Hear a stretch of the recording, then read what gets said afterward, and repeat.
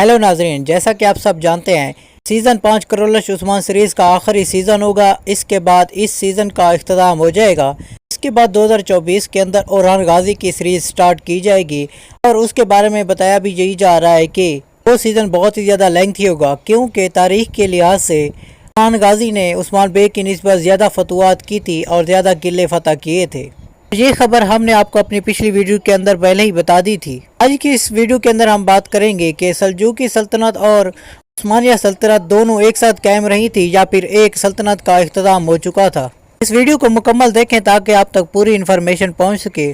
और इसके साथ साथ अगर आप हमारे चैनल पर नए हैं तो हमारे इस चैनल को सब्सक्राइब ज़रूर कर दें। नाजरीन, आपने पिछले सीज़न के आखिरी एपिसोड्स के अंदर देखा था कि सुल्तान मसूद ने उस्मान बे को उनके नाम का सिक्का जारी करने और अपनी हुकूमत कायम करने का हुक्म भी दे दिया था, जिसके बाद उस्मान बे बहुत ही ज़्यादा खुश हो गए थे और उन्होंने अपनी सल्तनत कायम करने का ऐलान भी कर दिया था। लेकिन इसकी वजह क्या पेश आई वो भी आप जानते हैं, क्योंकि जब सल्जूकी हुक्मरानों ने ये देखा मंगोल कमांडर और बाज़ंतीनी फ़ौज उनकी हद से बढ़ चुके हैं, उनके पास और कोई चारा ना था कि वो उस्मान बे को उसकी हुकूमत कायम करने का हुक्म दे दें। इसके बाद उस्मान बे ने अपनी फतवात और जंगों का आगाज़ किया और बहुत सारे किले और जंगों में शिरकत करते हुए फतवात हासिल की।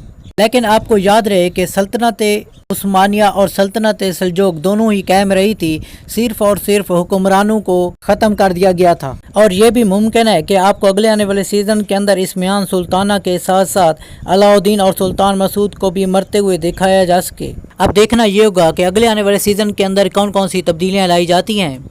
हमारी वीडियो को यहाँ तक मुकम्मल देखने का आपका बहुत बहुत शुक्रिया। अगर आपको हमारी वीडियो पसंद आई है तो इसे लाइक और हमारे इस चैनल को सब्सक्राइब ज़रूर कर दें। शुक्रिया।